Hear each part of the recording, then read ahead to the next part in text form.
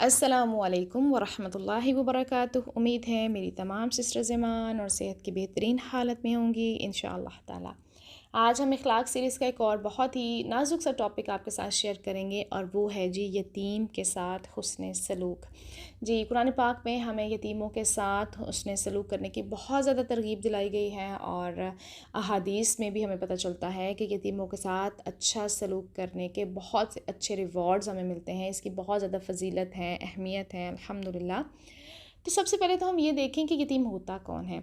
तो यतीम ऐसा नाबालिग बच्चा होता है जिसका बाप फौत हो जाए और वो फिर अपने आप को संभाल ना सके। तो फिर हमें क्या करना चाहिए? हमें ये करना चाहिए ना कि इस बच्चे के साथ शफ़क़त और मोहब्बत से पेश आएँ और उसके मतरूका माल की हिफाजत करें। यानी अगर उसके फ़ादर ने कोई माल जायदाद कुछ छोड़ा है तो फिर हम उसकी हिफाजत करें, क्योंकि वो तो ख़ुद इस काबिल नहीं है, वो तो बहुत छोटा है। और फिर हमें उसकी तालीम व तरबियत पर भी फ़ोकस करना चाहिए, उसकी फ़िक्र करनी चाहिए और जब वो जवान हो जाएँ तो फिर हमें उनकी शादी कर देनी चाहिए। अब कुरान पाक में अल्लाह ताला क्या फ़रमाते हैं, फ़अम्मल यतीम फ़ला तक़हर।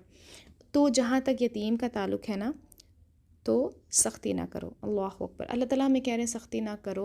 और हम में से अक्सर लोग यतीमों के साथ अच्छा सलूक नहीं कर पाते हैं, क्योंकि हम उनको बहुत हकीर जानते हैं, हम उनको बहुत डीवैल्यू समझते हैं कि इनकी तो कोई औकात ही नहीं है माशरे में। अल्लाहु अकबर।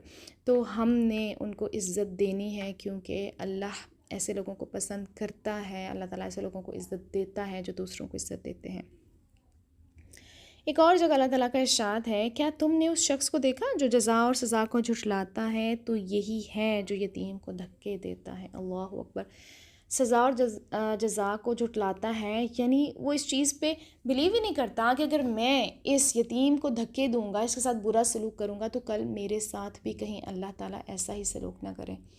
और कल मेरे साथ क़यामत वाले दिन क्या होगा, मेरे साथ कब्र में क्या होगा, मैं जब इस दुनिया से जा रहा हूँगा, मौत की सख्ती को हम महसूस नहीं करते, हम जुटला बैठे हैं, हम इन सारी चीज़ों पर फोकस ही नहीं करते। हमारे लिए ये दुनिया ही दुनिया है, बस सब कुछ। हमें लगता है कि हमने इस दुनिया में ही रहना है और बस सारी ज़िंदगी यहीं पे रहते रहना है, ना तो हमें मौत आनी है और ना ही हमने कोई हिसाब किताब देना है। तो जिन्हें हिसाब किताब देने की फ़िक्र होती है ना, वो फिर दूसरों के साथ अच्छा सलूक करते हैं। देखें, धक्के देना सिर्फ ये नहीं होता या फिज़िकली उनको धक्के दे रहे हैं, हम ज़ुबानों से ऐसे तीर मारते हैं ना उनको कि उनकी रूह तक ज़ख्मी हो जाती है। ऐसे अल्फाज हमारे मुँहों से निकलते हैं कि अल्लाह की पनाह। तो हमें ऐसे अल्फाज निकालने से भी हत्तुल इम्कान परहेज़ करना है, बल्कि हमें निकालने ही नहीं चाहिए इंशाअल्लाह ताला। अच्छा, अगर हम एक और जगह देखें ना, वैसे तो कुरान की बहुत सारी आयत हैं, सिर्फ चंद एक आपके साथ बयान करूँगी जहाँ पे अल्लाह ताला यतीमों मस्कीनों के साथ हुस्न सलूक के बारे में फ़रमा रहे हैं। तो सबसे पहले देखते हैं सूरह फ़ज्र में अल्लाह ताला फ़रमाते हैं, हरगिज़ नहीं, बल्कि तुम यतीम को इज़्ज़त नहीं देते और तुम आपस में मिस्कीन के खाना खिलाने पर तरगीब नहीं देते और तुम मिरास को समेट कर खा जाते हो। अल्लाहु अकबर। यानी ना तो तुम उनको इज़्ज़त देते हो और ना ही दूसरे लोगों को तुम तरगीब दिलाते हो कि उनको खाना खिलाएं, उनकी इज़्ज़त करें और उनको लिबास पहनाएं अच्छा। और बल्कि ये हमारे दिलों में होता है कि बस अगर उसके पास कोई पैसा है ना, कोई जायदाद है, तो बस वो हम समेटें और फिर वो खा जाएं। अल्लाह अकबर। तो अगर हम यतीमों का माल खाएंगे ना, तो हम अपने पेटों में आग भर रहे हैं। इस चीज़ को हमें ज़रूर याद रखना चाहिए। एक और जगह सूरह दहर में अल्लाह ताला फरमाते हैं, और वो खाना खिलाते हैं उसकी मोहब्बत में मिस्कीन और यतीम और कैदी को। बेशक हम खिलाते हैं तुम्हें अल्लाह के चेहरे के लिए, हम तुमसे नहीं चाहते कोई बदला और ना कोई शुक्रिया। तो अल्लाह ताला हमें ऐसे लोगों में शामिल करे जो सिर्फ़ अल्लाह की रज़ा के लिए, अल्लाह के चेहरे के दीदार के लिए लोगों के साथ अच्छा सलूक करें, यतीमों के साथ अच्छा सलूक करें, ना कि अपने कोई पर्सनल हमारे फ़ायदे हमें नज़र आ रहे हों। एक और जगह बहुत ही प्यारी आयत हैं कि वहाँ पर ना दोज़ख वालों के साथ बातचीत हो रही है। तो उनसे पूछा जा रहा है कि किस चीज़ ने दाखिल किया तुम्हें दोज़ख में? तो वो कहेंगे, ना थे हम नमाज़ पढ़ने वालों में से और ना थे हम खाना खिलाते मस्कीन को। अल्लाहु अकबर। तो एक तो देखिए नमाज की इंपॉर्टेंस हमें पता चल रही है और दूसरा मस्कीनों को खाना ना खिलाने की वजह से वो जहन्नम में चले गए।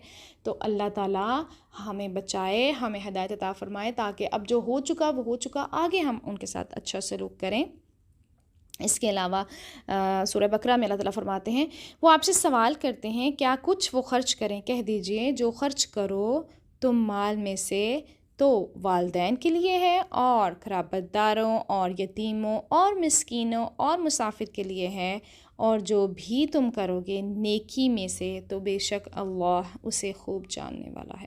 تو کتنی پیاری فہرست ہے ہمارے پاس، ہمارے والدین، ہمارے قرابت دار، یتیم، مسکین، مسافر، تو ہم نے اسی طریقے سے ان پر خرچ کرنا ہے انشاءاللہ تعالیٰ۔ ویسے بھی یہ تو مہینہ بہت ہی مبارک مہینہ ہے، اس میں تو بہت زیادہ اجر ملتا ہے، تو ہمیں زیادہ سے زیادہ ایسے کام کرنے چاہیے۔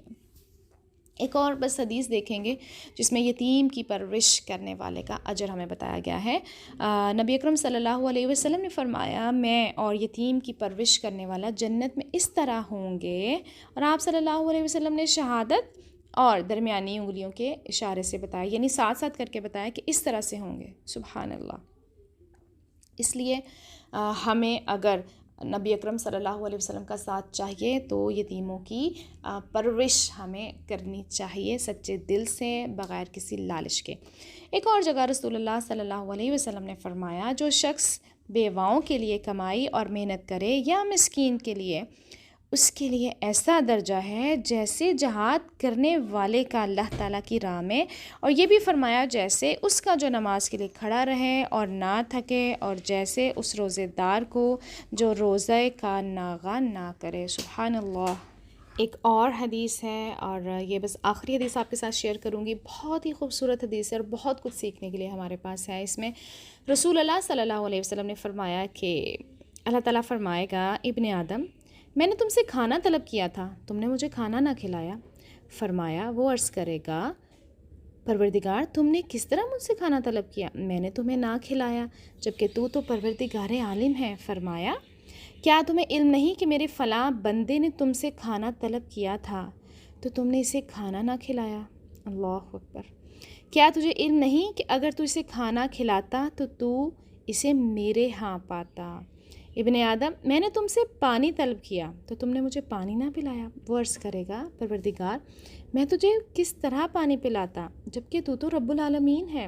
فرمایا کیا تجھے علم نہیں کہ میرے فلاں بندے نے تجھ سے پانی طلب کیا تھا۔ کیا تجھے علم نہیں کہ اگر تم اسے پانی پلا دیتے تو اسے میرے ہاں پاتے۔